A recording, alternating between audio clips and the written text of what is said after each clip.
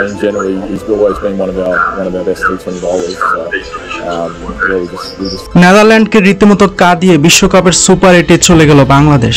বাংলাদেশের বিপক্ষে তেমন কোনো প্রতিদ্বন্দ্বিতাই গড়তে পারেনি নেদারল্যান্ড। বাংলাদেশের এই জয়টা খুবই গুরুত্বপূর্ণ ছিল, কারণ বাই চান্স যদি হেরেই যেত বাংলাদেশ, তাহলে সুপার 8 থেকে ছিটকে পড়ার সম্ভাবনা ছিল। শুরুতে ব্যাট করে সাকিব আল হাসানের দুর্দান্ত ব্যাটিংয়ের সুবাদে 159 রান সংগ্রহ করে এর জবাবে ব্যাটিংয়ে নেমে বাংলাদেশি বোলারদের তোপে পড়েন নেদারল্যান্ডের ব্যাটসম্যানরা। রিশাদ, মুস্তাফিজ ও তাসকিন আহমেদের বল চোখেই দেখেননি তারা। সাউথ আফ্রিকার বিপক্ষে নেদারল্যান্ড দুর্দান্ত ফাইট করলেও বাংলাদেশি বোলারদের বিপক্ষে দাঁড়াতেই পারেনি। আর এই ম্যাচ হেরে নেদারল্যান্ডের ক্যাপ্টেন এডওয়ার্ড বলেন, বাংলাদেশ টি20 ফরম্যাটে বিশ্বের সেরা বোলিং লাইন আপ রয়েছে।